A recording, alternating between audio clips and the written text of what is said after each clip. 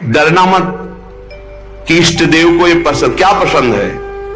अनन्य चिंतन, धन का आश्रय भी नहीं होना चाहिए। सुनेरी मैंने निर्बल के बलराम, अपबल तपबल और बाहुबल, चौथो बल है दाम। और आपसे बता दें, कक्षा 1 के विद्यार्थी से पीएचडी के प्रश्न नहीं पूछे जाते। आप मत डरना, क्योंकि आप क्लास में है ही नहीं, आप इस क्लास में नहीं हैं। आप डरना मत। नहीं आपको लगे कि भगवान हमारी भी परीक्षा लेंगे तो आज जो चैन से हम एसी में रह रहे हैं, कल फिर सब खत्म हो जाएगा, ऐसा नहीं। ये डिग्री वालों की होती है।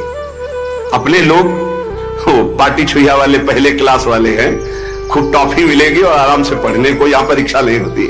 यहाँ 2-4 क्लास तो ऐसे ही बढ़ा दिए जाते हैं। जब डिग्री आती है तब वहां परीक्षा होती है, इस बात की कि अब तुम्हारी स्थिति क्या है। समझ लो भाई, डरना नहीं, डरना ले ली। इसलिए बीच में कह रहे कलयुगी भगत है, ये ले अपनी कंठी माला अनुग्रहाम, बहुत अनुग्रह, हमें नहीं चाहिए आपका अनुग्रह। भगवान ने युधिष्ठिर जी से कहा, यस्याहम अनुग्रहणामि, जिसे मैं स्वीकार कर लेता हूं कि ये मेरा है, उस पर मैं कृपा करता हूं। हमने देखा पहलवानों से भी मिले हैं, वो कुश्ती में अपने जन को वहीं पीटते हैं जहां से कमजोर होते हैं। जैसे यहां मारा, बोले अब 1000 बार यही मारेंगे, वो 1000 बार मारेंगे यही थपाड़ा, 1000 बार मार के फिर गिरा के टिहुना से मारेंगे यहां, और जब टिहुना सह गए तब कहेंगे ठीक है लड़ो, क्योंकि हमने पक्का कर दिया अब यहां तुम्हारे कोई मारे तो तुम फेल नहीं होगे। ऐसे कुछ जगत गुरु श्री कृष्ण हैं।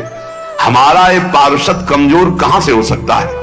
जहां कमजोर वहीं मारा जाता है।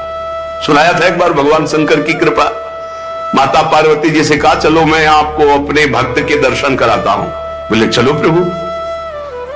तो बोले पहले आप भक्त के दर्शन कर लो, तब भक्त के दर्शन आप सुख पाओगी।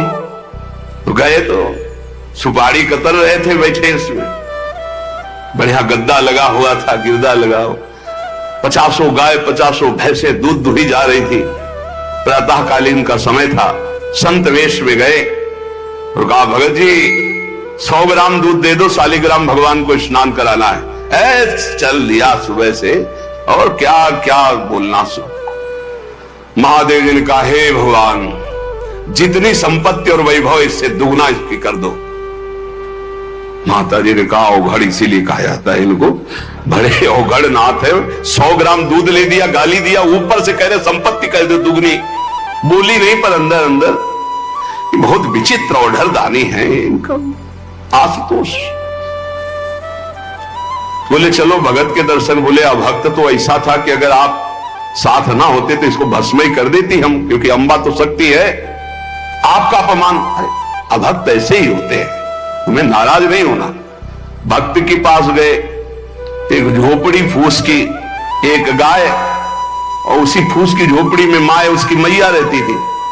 गए, जब देखा संत तो साष्टांग दंडवत किया, आओ बैठो बैठाला। 100-200 ग्राम गाय का दूध होगा, वो बढ़िया पान करने को ले दिया। प्रभु थोड़ी देर भगवत चर्चा हुई। भगवान श्री ने कहा अच्छा भाई चलते हैं, हम तो विचरण करते रहते हैं। बोले संत भगवान कभी पुनः कृपा करके आना। हम कुटिया के बाहर निकले और कहा हे करुणा निधान भगवान, इसकी गैया और मैया दोनों हटा दो, मार दो। अंबा जी ने कहा आप बर्दाश्त नहीं होगा, 100 ग्राम दूध नहीं दिया तो उसको दुगना संपत्ति दे दी, और एक गाय पूरा दूध आपको पिला दिया, और मैया बातचीत करने के लिए थी उसको भी आपने मार दिया। कहा कि वो ये क्या है? बोले अभी तुम नहीं समझे। जब इतनी संपत्ति में साधु अपमान करके ऐसी गालियां देता है, जब डबल संपत्ति होगी तो ऐसा अपराध करेगा घोर नरक जाएगा, समझो। और इसका कुछ मन मैया में जाता है, कुछ गैया में जाता है। दोनों भगवान के पास गए, भी अखंड हमारा चिंतन करेगा या हमें लीन हो जाएगा। माता जी का ये बात तो सही। तो बोले जिस पर मैं कृपा करता हूं, इस माया प्रपंच से उसे अपने स्वरूप में स्थित करता हूं। वो जरूरत देखो, जरूरत है, ऐसा नहीं कि एक बुखार की दवा सबके साथ चलेगी। बुखार की भी क्वालिटियां हैं, समझना।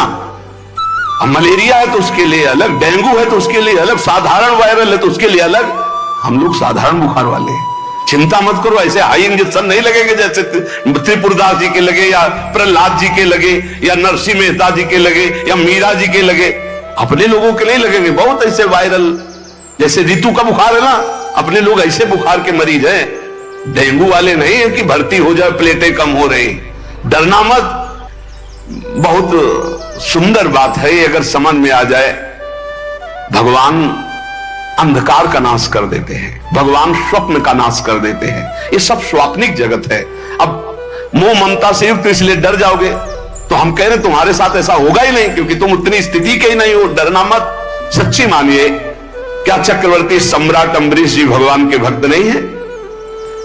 ध्रुव जी भगवान के लिए भजन करने के लिए गए तो आज ऐसा पद मिला कि त्रिभुवन में किसी को नहीं।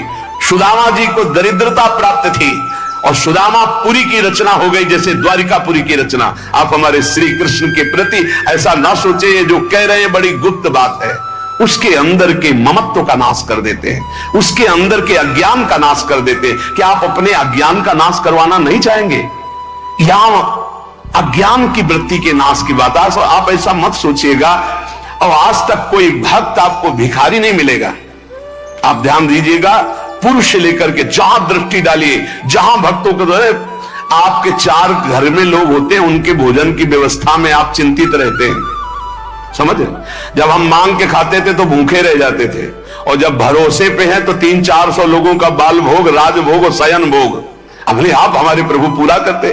तो हरिष्य तद धनम, तुम्हारा घर कितना बड़ा है, हमारे घर में कितने बैठे देख लो। घबराना मत, इसलिए हम कह रहे हैं।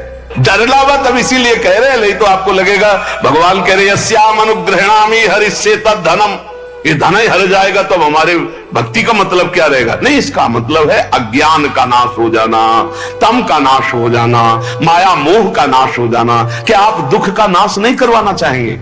फिर कह रहे हैं कि जब वो व्याकुल चित्त हो जाता है, कोई उससे प्यार नहीं करता, ऐसा लगता है सब मुझे छोड़ दिए, तब मैं एक रास्ता देता हूं अपने भगवत प्रेमी महात्मा का।